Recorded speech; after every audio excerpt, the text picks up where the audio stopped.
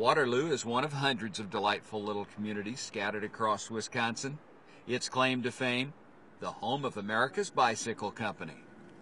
We're in Waterloo, Wisconsin, and this is the site of Trek Bicycle Factory. And we started in 1976 in a small building downtown, and we're now the largest bike factory in the U.S.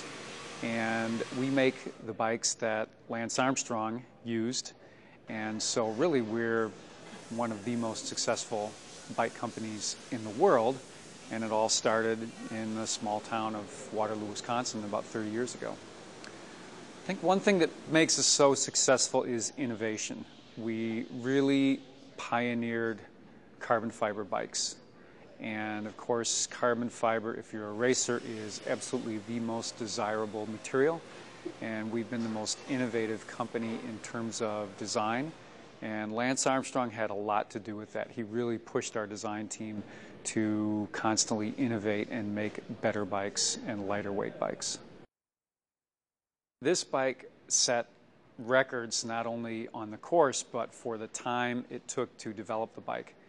Lance called up our head engineering people and said that he felt that the time trials would be very important in last year's tour. He wanted a faster time trial bike. This was in the spring, didn't leave a lot of time for product development. This bike went from Lance's suggestion to an actual physical bike that he was riding in 6 weeks, which is just an incredible product development, incredibly quick product development time. We do everything in this facility, everything under one roof, which is very unique in manufacturing today. So we have our industrial designers here, we have our prototype lab here, we have marketing here, we have sales here, we have manufacturing 30 feet away in the factory. Everything is done under one roof. We make bikes out of steel, aluminum, titanium, carbon fiber, and combinations of those materials. Carbon fiber is probably the ideal material for bikes, but it's the most costly. Aluminum is a nice lightweight stiff material. Steel is not the lightest weight material, but it's very compliant. It provides a very comfortable ride. So each one of these material types has its own following in the marketplace. So our metal bikes start out as raw tubes that come in a nominal length, and then we cut them to size on a laser mitering machine. And those are interesting machines. They cost about $500,000 a piece. We have 4 of them, and interestingly enough, they're made in northern Wisconsin. These are alignment tables where we make sure that the bike frames are in alignment. So he's using a series of gauges to ensure that every critical portion of the bike is in the proper alignment. This is the bonding area where we assemble the carbon bikes. The carbon pieces, we call them lugs, are made upstairs. It's a proprietary process. It's actually an aerospace process. And each bike takes about 10 pieces.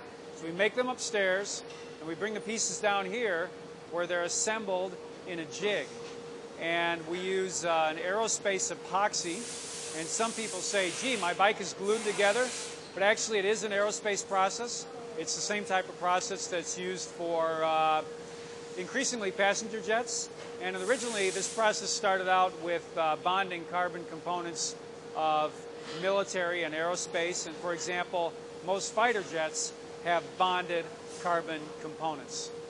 Bicycle manufacturing is very labor intensive, and there is a lot of handwork. And we give a lot of tours of the factory. And one of the primary impressions that people have is they had no idea that so much work went into making a bike frame. All of the bikes require a high degree of finishing. The bikes that come out of this facility are higher end bikes. Cosmetic quality is very important. So you'll see a lot of time that goes into the finishing and the painting of these bikes. So all of our bikes are painted with a 2-part paint that is baked on, and then they come into this area where decals are applied, and then they go back on the line and they go into clear coat where the clear coat is applied, and from there they go to our boxing area. Another thing that's very unique about Trek bikes is most of the pro riders are using a custom-made bike. So it's literally a one-off that's made to their specifications. All of our pro riders, including Lance-Armstrong, use a stock Trek bike that comes off of our assembly line. And one of the things that we've also done is when he specifies a bike that's for him, we put that bike into production. So you're able to buy the same bike that the Discovery team is riding.